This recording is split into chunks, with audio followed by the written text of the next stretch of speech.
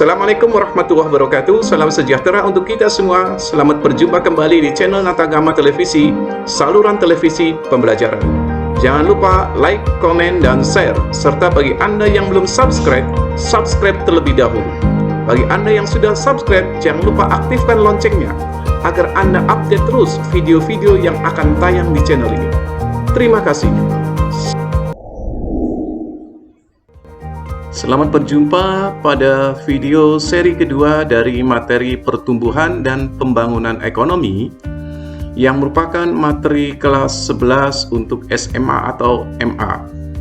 Video ini merupakan seri kedua di mana pada seri pertama kita lebih fokus membahas tentang pertumbuhan ekonomi. Nah, pada video seri kedua ini kita nanti akan lebih memfokuskan pada pembangunan ekonomi.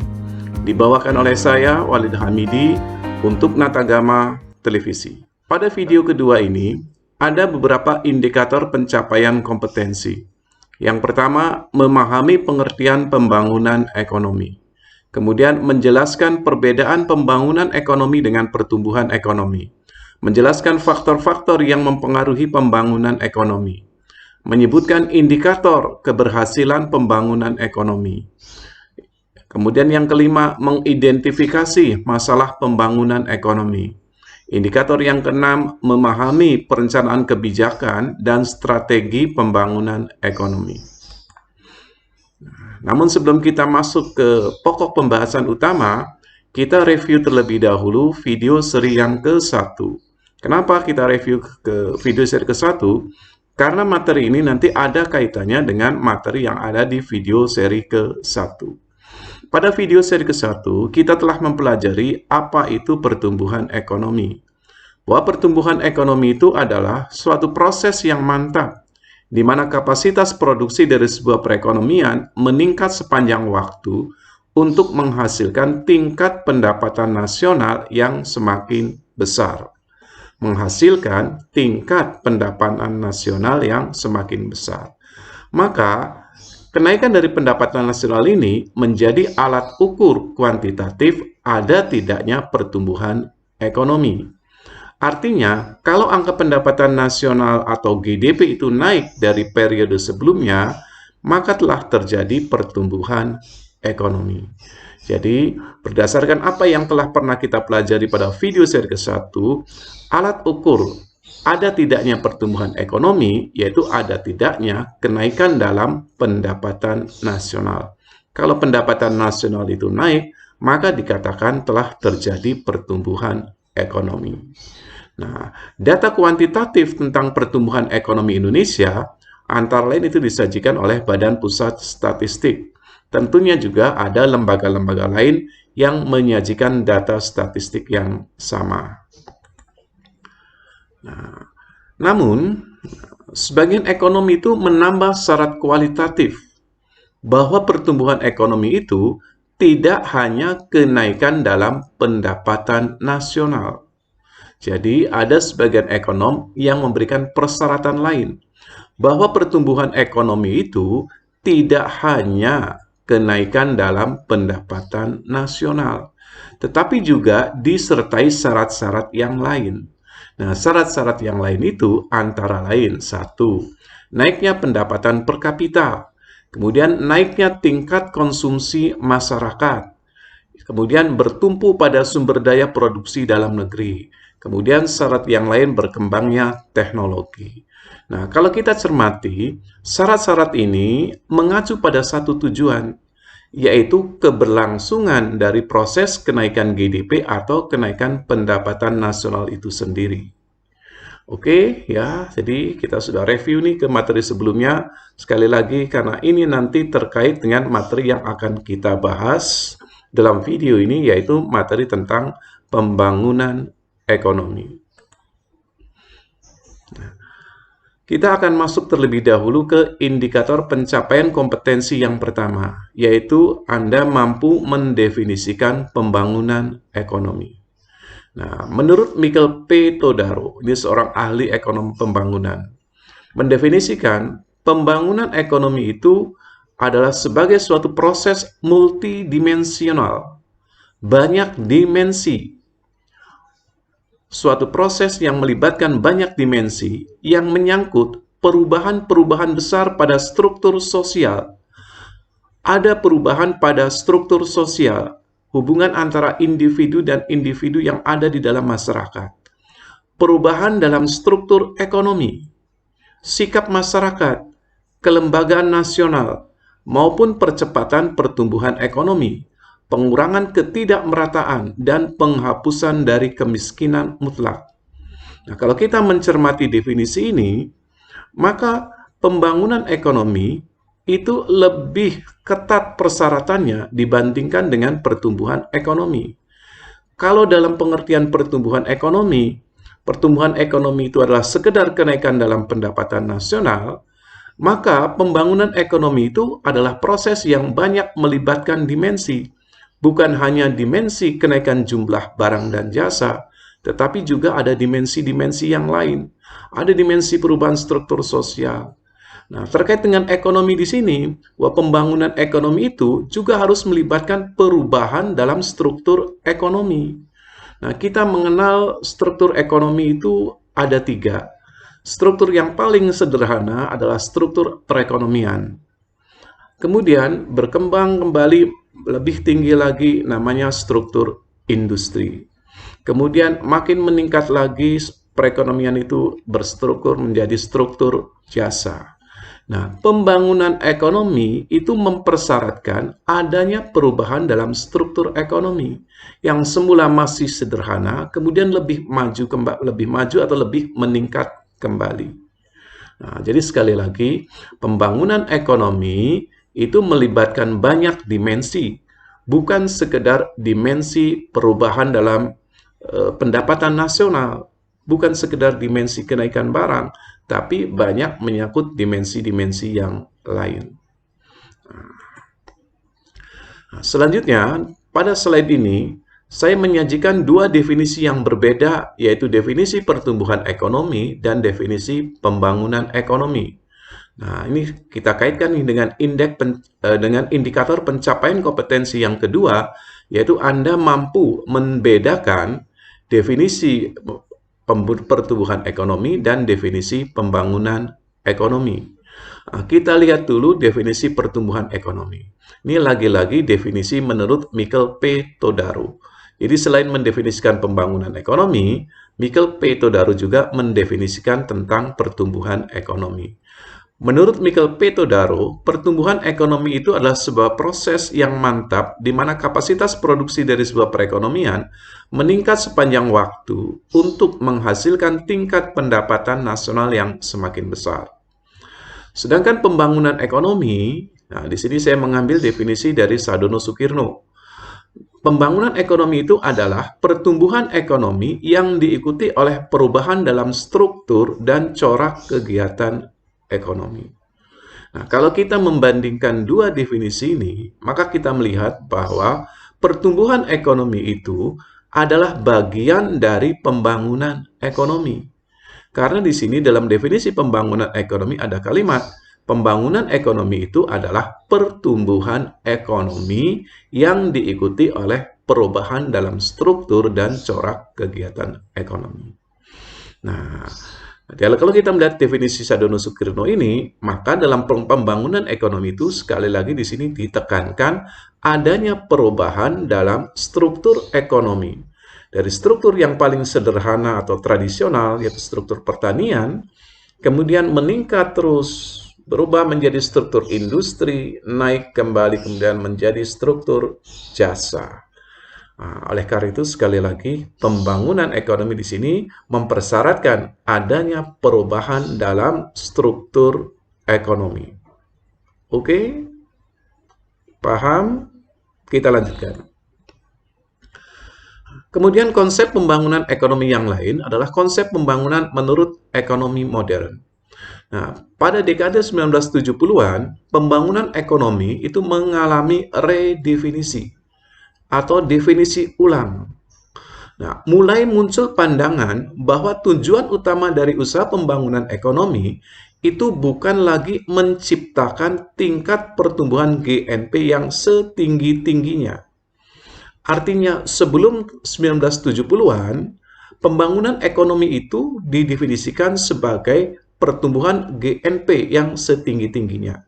Tetapi mulai dekade 1970-an ada perubahan definisi, di mana pembangunan ekonomi itu bukan lagi bertujuan menciptakan GNP yang setinggi-tingginya, melainkan juga memiliki tujuan pada pengurangan atau penghapusan tingkat kemiskinan, penanggulangan ketimpangan pendapatan, penyediaan lapangan kerja dalam konteks perekonomian yang terus berkembang.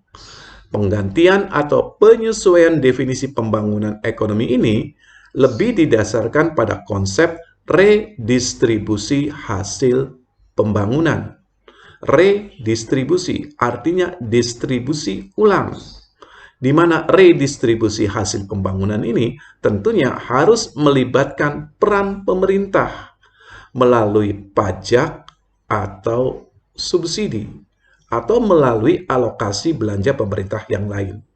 Nah, di mana dalam redistribusi ini nanti harus memperhatikan keadilan yang akan mendorong pengurangan tingkat kemiskinan dan jurang atau gap antara si kaya dan si miskin. Nah, kita cermati ulangi lagi bahwa sebelum dekade 1970-an, konsep pembangunan ekonomi itu menekankan pada tingkat pertumbuhan GNP yang setinggi-tingginya. Artinya, kalau kita mencermati kalimat ini yang saya cetak warna merah, maka pembangunan ekonomi itu lebih mementingkan pada tingkat, di mana tingkat ini sama dengan jumlah atau kuantitas. Jadi sekali lagi, sebelum dekade 1970-an, pembangunan ekonomi itu lebih mementingkan atau lebih bersifat pada kuantitas atau kuantitatif. Karena apa? Karena mempersyaratkan adanya tingkat pertumbuhan atau jumlah pertumbuhan yang tinggi. Nah, sejak dekade 1970-an, ada redefinisi ulang di mana pembangunan ekonomi itu lebih menekankan pada redistribusi hasil yang baik. Baik ini artinya kualitas. Nah, jadi kesimpulannya, sejak ada redefinisi ulang atau sejak memasuki dekade 1970-an, yang semula pembangunan ekonomi itu lebih bersifat kuantitatif, mulai berubah menjadi lebih bersifat kualitatif. Oke, jadi kesimpulannya, pembangunan ekonomi menurut konsep ekonomi modern itu lebih bersifat kualitatif. Kenapa? Karena mempersyaratkan redistribusi hasil yang baik atau menekankan pada redistribusi hasil pembangunan yang baik atau yang mencerminkan keadilan. Oke, kita lanjut ke slide berikutnya. Selanjutnya kita akan masuk ke indikator pencapaian kompetensi yang ketiga, yaitu Anda memahami faktor-faktor yang mempengaruhi pembangunan ekonomi. Nah, ada beberapa faktor yang mempengaruhi pembangunan ekonomi. Antara lain, satu, sumber daya manusia. Kemudian yang kedua, sumber daya alam. Sumber daya modal. Ilmu pengetahuan dan teknologi. Sosial budaya. Politik dan keamanan, hubungan dengan dunia internasional. Ini adalah faktor-faktor yang mempengaruhi pembangunan ekonomi. Nah, faktor-faktor ini bisa menjadi penghambat, bisa pula menjadi pendorong dari proses pembangunan ekonomi. Kalau faktor-faktor ini bersifat negatif, tentunya nanti akan menghambat pembangunan. Tetapi kalau nanti ini sifatnya positif, akan menjadi pendorong pembangunan ekonomi. Negatif dan positif maksudnya bagaimana? Misalnya nih, faktor yang pertama dulu kita bahas, sumber daya manusia. Kalau sumber daya manusia ini tidak berkualitas, maka tentunya akan menjadi penghambat bagi pembangunan ekonomi. Tetapi kalau sumber daya manusia ini sumber daya yang berkualitas, justru nanti akan menjadi faktor pendorong pembangunan ekonomi.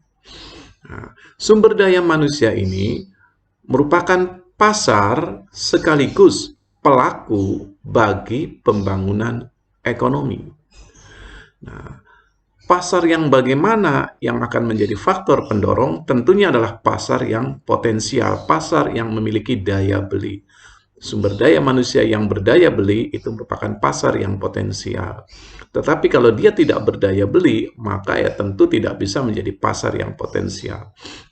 Jadi, sumber daya manusia yang bisa merupakan faktor pendorong adalah sumber daya manusia yang berkualitas. Adanya sumber daya alam, ini menjadi faktor yang mempengaruhi pembangunan ekonomi. Kemudian sumber daya modal, kepemilikan terhadap mesin-mesin, terhadap alat-alat produksi. Ini merupakan faktor yang akan mempengaruhi pembangunan ekonomi. Kemudian ilmu pengetahuan dan teknologi. Ilmu pengetahuan dan teknologi ini akan mengajarkan kepada kita bagaimana efisiensi dan efektivitas dalam berproduksi. Kemudian kondisi sosial budaya. Sekali lagi, sosial budaya ini juga bisa menjadi faktor penghambat atau faktor pendorong pembangunan ekonomi. Sosial budaya, kondisi sosial di mana tipe masyarakat yang ramah, kemudian budaya-budaya yang bisa dijadikan sebagai industri pariwisata, ini justru nanti akan menjadi faktor pendorong dari proses pembangunan ekonomi. Kondisi politik dan keamanan, ini juga bisa menjadi faktor penghambat atau pendorong. Kalau politik dan keamanannya tidak stabil, tentu nanti menjadi penghambat. Tapi nanti kalau politik dan keamanan yang stabil, ini bisa mendorong terjadinya pembangunan ekonomi. Kemudian faktor yang ketujuh, hubungan dengan dunia internasional. Dalam era globalisasi seperti sekarang ini, tentu tidak ada satu negara di dunia ini yang bisa berdiri sendiri. Kita saling bergantungan dengan negara lain. Ada produk-produk yang tidak bisa kita ciptakan sendiri. Akan lebih efisien misalnya kalau kita membeli dari negara lain. Maka hubungan dengan dunia internasional ini juga merupakan faktor yang mempengaruhi pembangunan ekonomi. Jadi, inilah faktor-faktor yang akan mempengaruhi pembangunan ekonomi. Lanjut. Nah, selanjutnya, kita akan mempelajari ciri-ciri atau syarat dari pembangunan ekonomi. Slide ini merupakan indikator pencapaian kompetensi yang keempat, di mana nanti Anda harus bisa mengidentifikasi indikator dari keberhasilan pembangunan ekonomi. Slide ini menyandingkan dua ciri atau dua syarat, yaitu syarat dari pertumbuhan ekonomi dan syarat dari pembangunan ekonomi. Kenapa ini saya sandingkan? Agar nanti Anda lebih mampu membedakan mana ciri-ciri atau mana syarat pertumbuhan ekonomi dan mana ciri-ciri atau mana syarat dari pembangunan ekonomi. Nah, ciri-ciri atau syarat pertumbuhan ekonomi antara lain satu, kenaikan dalam pendapatan nasional, kenaikan dalam pendapatan per kapita, kenaikan dalam tingkat konsumsi masyarakat, adanya sumber daya produksi dalam negeri, berkembangnya teknologi.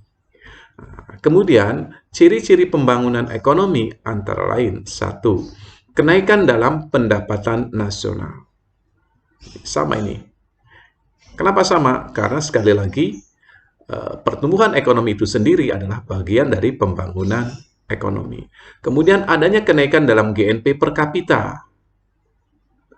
Dan syarat lain, ini, dan syarat lain untuk keberlangsungan dari pertumbuhan ekonomi.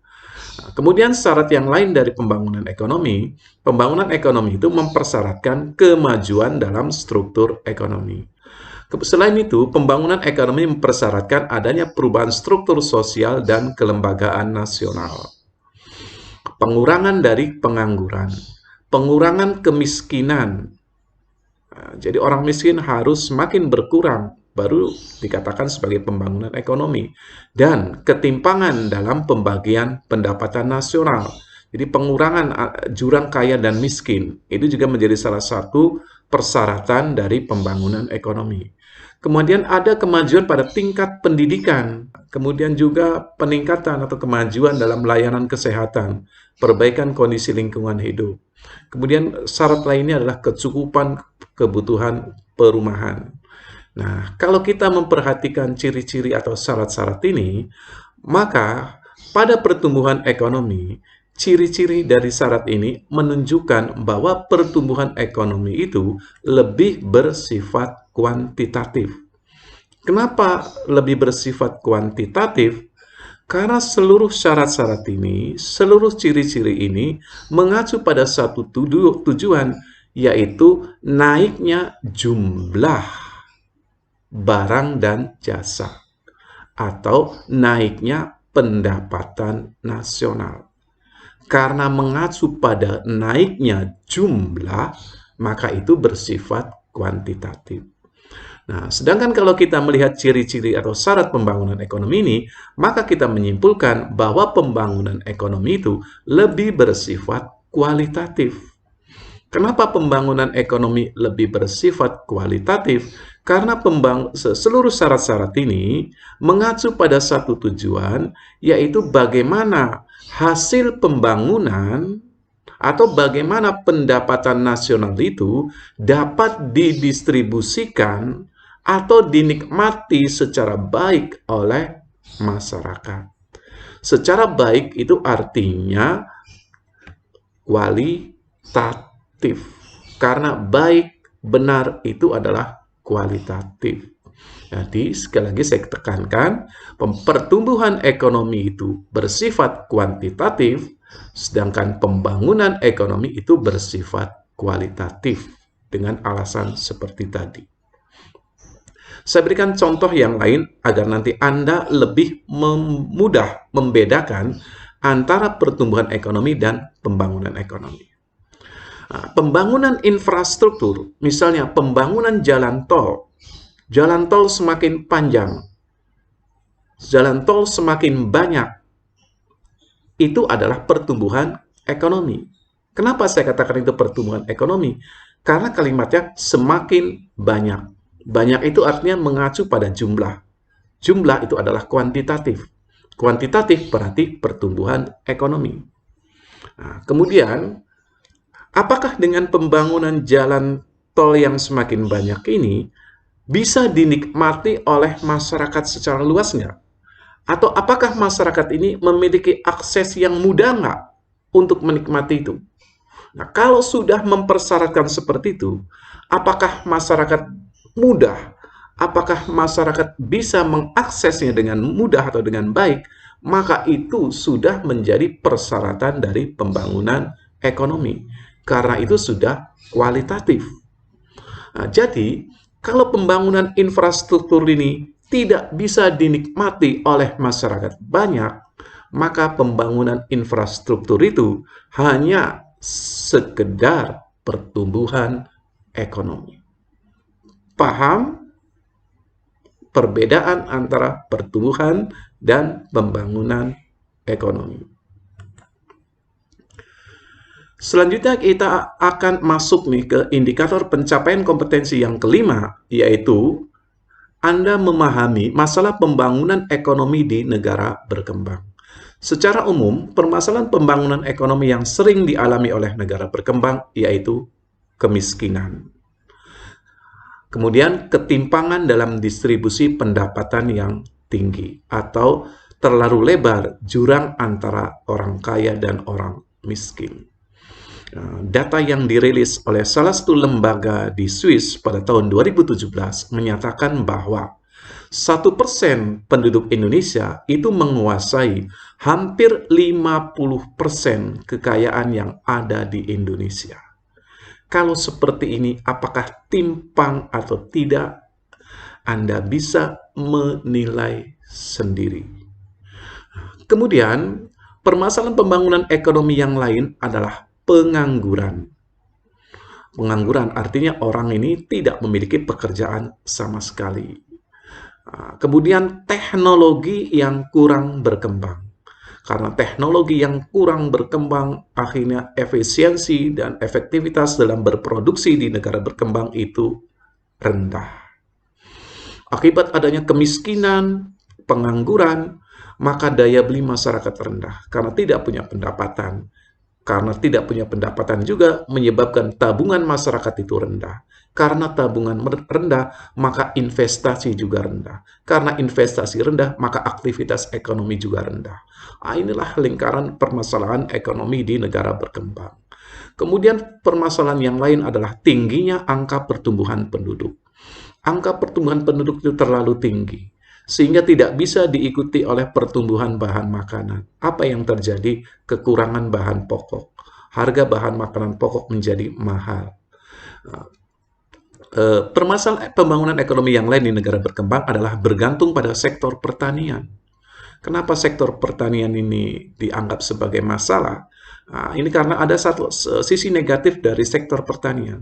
Sisi negatifnya adalah sektor pertanian ini bergantung pada alam, faktor eksternal yang di luar oleh kendali manusia.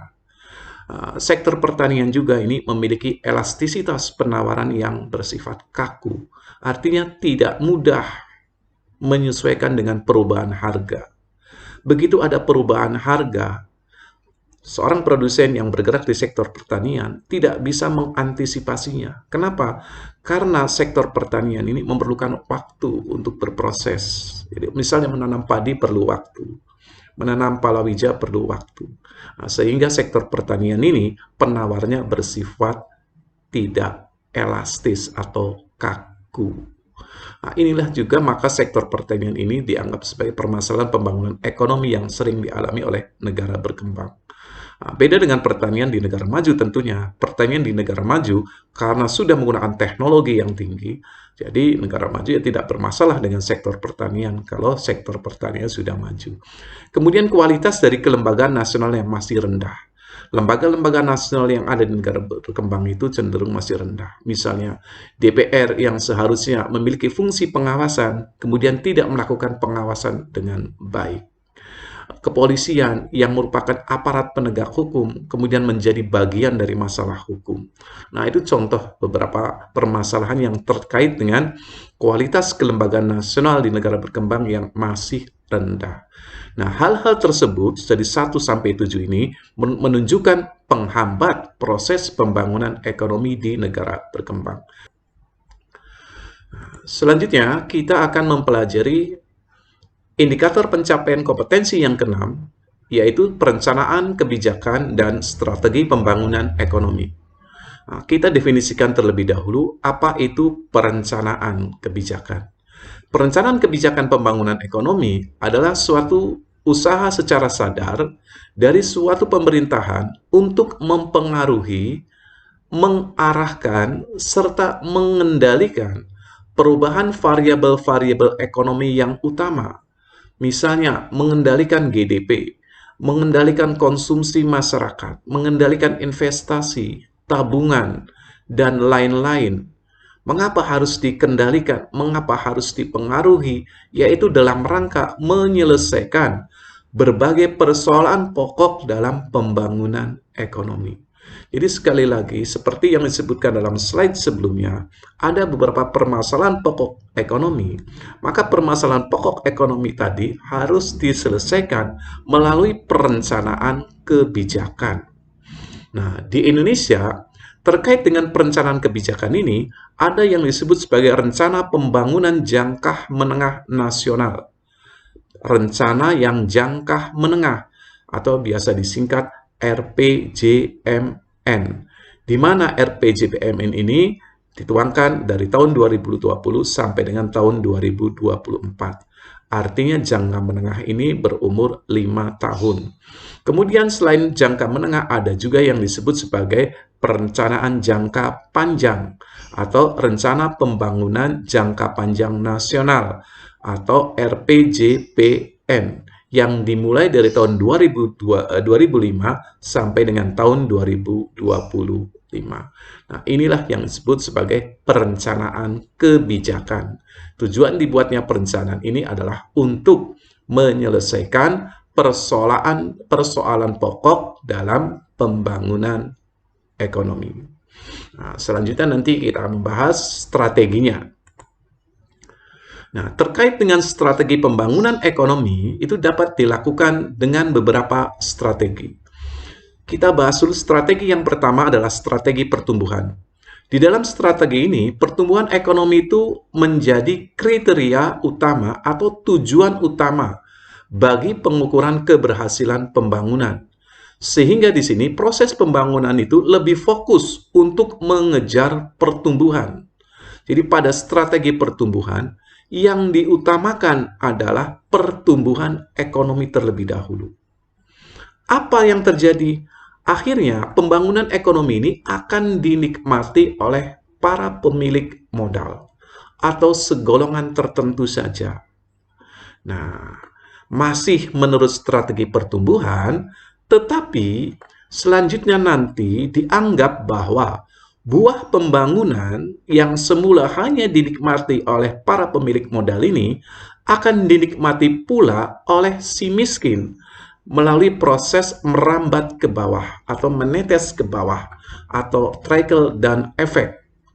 Atau proses merambat ke bawah ini bisa pula nanti melalui tindakan koreksi pemerintah mendistribusikan hasil pembangunan atau distribusi ulang hasil pembangunan oleh pemerintah melalui pajak dan subsidi. Nah, maka tersirat menurut strategi pertumbuhan ini, kita bisa menyimpulkan bahwa ketimpangan atau ketidakmerataan adalah merupakan semacam prasyarat atau kondisi yang harus terjadi guna memungkinkan terciptanya pertumbuhan. Jadi, menurut strategi pertumbuhan ini, ketimpangan itu di awal-awal dibiarkan aja. Biarkan itu terjadi. Yang penting adalah kita mengejar pertumbuhan ekonomi dulu. Nah, di awal-awal, biarkan saja bahwa pembangunan ekonomi ini dinikmati oleh para pemilik modal terlebih dahulu. Kemudian nanti akan ada efek yang namanya efek merambat ke bawah, di mana nanti hasil-hasil pembangunan akan pula dinikmati oleh si miskin. Antara lain melalui peran pemerintah, di mana pemerintah nanti harus melakukan redistribusi ulang pembangunan melalui pajak dan subsidi. Nah, ini adalah teori atau ajaran menurut strategi pertumbuhan. Dalam praktek, apakah nanti proses merambat ke bawah ini terjadi atau tidak? Ya, bisa saja nanti tidak sesuai dengan teori ini. Bisa saja nanti efek merambat ke bawah ini kelamaan. Artinya, kue pembangunan ini terlalu lama dinikmati oleh para pemilik modal. Sekarang kita akan masuk ke strategi yang kedua, yaitu strategi pembangunan dengan pemerataan. Strategi ini menekankan peningkatan pembangunan melalui teknik social engineering atau rekayasa sosial melalui penyusunan rencana induk paket program terpadu yang dilakukan oleh pemerintah, di mana nanti pemerintah harus menyusun rencana induk atau paket program agar pertumbuhan dan pemerataan itu dilakukan secara bersamaan. Jadi berbeda dengan strategi yang pertama, yaitu strategi pertumbuhan, di mana pembangunan itu lebih fokus pada pertumbuhan dahulu, baru pemerataan belakangan. Nah, pada strategi ini, pertumbuhan dan pemerataan itu dilakukan secara bersamaan. Kenapa? Agar jangan sampai nanti pembangunan itu berorientasi pada pertumbuhan dulu, baru dicari jalan atau strategi agar pertumbuhannya lebih merata. Jadi seolah-olah pemerataan baru datang belakangan. Nah, menurut strategi ini, pemerataan itu tidak boleh lagi dilihat sebagai efek samping pembangunan. Sebaliknya, pemerataan harus menjadi arus utama dari strategi pembangunan. Jadi intinya, menurut strategi pembangunan dengan pemerataan, pembangunan ekonomi itu menekankan pada pertumbuhan sekaligus pemerataan secara bersamaan. Nah, strategi berikutnya adalah strategi ketergantungan. Kemiskinan di negara-negara berkembang itu lebih disebabkan karena adanya ketergantungan negara tersebut dari pihak atau negara lain. Oleh karena itu, jika suatu negara ingin terbebas dari kemiskinan dan keterbelakangan ekonomi, negara tersebut harus mengarahkan upaya pembangunan ekonominya pada usaha melepaskan diri dari ketergantungan pada pihak yang lain. Jadi menurut strategi ini, agar nanti negara itu mengalami pembangunan ekonomi, harus bisa melepaskan diri dari ketergantungan pada negara lain. atau harus mandiri. Nah, langkah yang dapat ditempuh diantaranya adalah dengan cara meningkatkan produksi nasional yang disertai dengan peningkatan kemampuan dalam bidang produksi, sehingga nanti tidak bergantung pada negara lain, serta juga disertai dengan sikap lebih mencintai produk nasional. Kemudian strategi yang keempat adalah strategi yang berwawasan ruang. Strategi ini dikemukakan oleh Birdal dan Hisman, di mana terdapat dua istilah, yaitu backwash effect dan spread effect. Nah, pembangunan ekonomi itu dapat dimulai dari pusat-pusat pertumbuhan. Nah, demikian menurut strategi berwawasan ruang, bahwa pembangunan ekonomi dapat dimulai dari pusat-pusat pertumbuhan. Nanti selanjutnya, efek dari pertumbuhan itu sendiri akan menyebar ke daerah sekitarnya, yang juga nanti akan mengalami kemajuan, atau disebut sebagai spread effect. Nah, misalnya di sini, pembangunan ekonomi itu bisa dimulai dari DKI. DKI Jakarta dulu dibangun, kemudian nanti efek dari pembangunan di Jakarta ini akan menyebar kepada daerah lainnya. Misalnya kawasan Jabodetabek nanti akan lebih berkembang. Dan itu sudah diterapkan strategi seperti itu. Pembangunan di Jakarta kemudian mengakibatkan wilayah sekitarnya juga ikut berkembang. Atau pembangunan di Pulau Jawa. Pembangunan di Pulau di Jawa kemudian akhirnya menyebar ke pulau lainnya. Seperti itu disebut sebagai spread effect. Nah, namun kadang yang terjadi itu justru ketika pembangunan ekonomi dilakukan di pusat pertumbuhan atau daerah kaya, ini justru memperlambat proses pembangunan ekonomi di daerah miskin, atau istilahnya di sini adalah backwash effect. Dan ini yang harus dihindari dalam pembangunan yang berstrategi wawasan ruang. Jangan sampai nanti karena fokus membangun di pusat pertumbuhan, daerah-daerah sekitarnya kemudian terlupakan. Nah, demikian inti dari strategi yang berwawasan ruang. Strategi yang kelima yaitu strategi pendekatan kebutuhan pokok. Sasaran dari strategi ini adalah menanggulangi kemiskinan secara massal. Strategi ini selanjutnya dikembangkan oleh Organisasi Perburuan Sedunia atau ILO pada tahun 1975 dengan dikeluarkannya dokumen Employment, Growth, and Basic Needs One World Problem yang menekankan bahwa kebutuhan pokok manusia itu tidak mungkin dapat dipenuhi jika pendapatan masih rendah akibat kemiskinan yang bersumber pada pengangguran. Oleh karena itu, sebaik-baiknya usaha pembangunan ekonomi itu diarahkan pada penciptaan lapangan kerja serta peningkatan pemenuhan kebutuhan pokok. Jadi, inti daripada strategi ini adalah bahwa pembangunan ekonomi itu sebaiknya diarahkan pada penciptaan lapangan kerja serta peningkatan pemenuhan kebutuhan pokok. Pemerintah Indonesia sendiri itu merancang 3 strategi utama untuk pertumbuhan ekonomi yang berkualitas. Pertumbuhan ekonomi yang berkualitas artinya pertumbuhan ekonomi yang bukan hanya mengejar kenaikan dalam pendapatan nasional, tetapi juga memperhatikan aspek-aspek dalam pembangunan ekonomi. Di mana strategi ini dirancang di tahun 2020, antara lain 1. Penguatan neraca perdagangan. Nah, untuk strategi penguatan neraca perdagangan ini, pemerintah akan meningkatkan ekspor melalui pengembangan hortikultura yang berorientasi pada ekspor dan percepatan perundingan internasional. Yang kedua, penguatan permintaan domestik, di mana pemerintah akan meningkatkan konsumsi masyarakat, meningkatkan konsumsi pemerintah, serta meningkatkan investasi. Kemudian, strategi yang ketiga adalah transformasi struktural, di mana akan melakukan revitalisasi industri pengolahan, transformasi sektor jasa, transformasi pertanian, pembangunan infrastruktur berkelanjutan, dan hilirisasi pertambangan. Jadi, kesimpulan dari seluruh slide tadi, pertama, pembangunan ekonomi itu adalah pertumbuhan ekonomi yang diikuti oleh perubahan dalam struktur dan corak kegiatan ekonomi, perubahan struktur sosial, sikap masyarakat, kelembagaan, penghapusan kemiskinan, ketimpangan pendapatan, serta dimensi lainnya. Ciri-ciri pembangunan ekonomi yaitu adanya kenaikan dalam pendapatan nasional dan per kapita, perubahan struktur ekonomi, dan lain-lain. Indikator keberhasilannya yaitu ketika ciri-ciri atau prasyarat itu tercapai. Kemudian kesimpulan yang keempat, pembangunan ekonomi itu perlu direncanakan dan menggunakan strategi yang tepat. Terima kasih Anda sudah menonton video kami. Jangan lupa subscribe bagi yang belum, like, komen, dan jika Anda menganggap tayangan ini menarik dan berguna bagi orang lain, silahkan share. Wassalamualaikum warahmatullahi wabarakatuh.